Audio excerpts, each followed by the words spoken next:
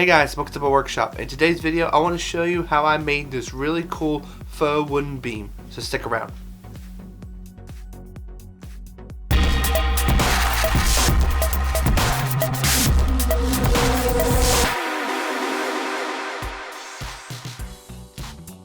First, I selected the board that I was going to use, and I picked a board that was just a 1x8 by about 8 foot, and then I had to begin the long and tedious process of chopping it up with my little hatchet, trying to give it that rough edge that most of your rough sawn and kind of like your old time colonial looking wood was.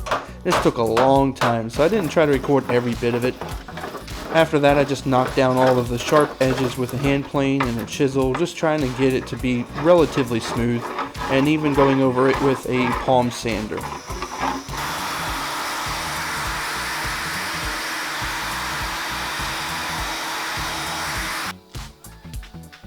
I wanted to apply some dark walnut stain to the board.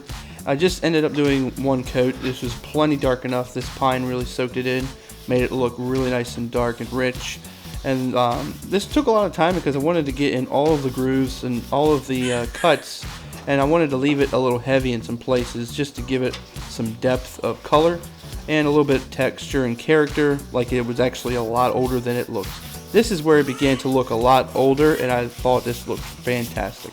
So now you want to make sure you get all of the residue off of the stain that did not soak into the board. And then I'm going to measure this to the dimension that it needs to be to fit in the space that I'm going to put this.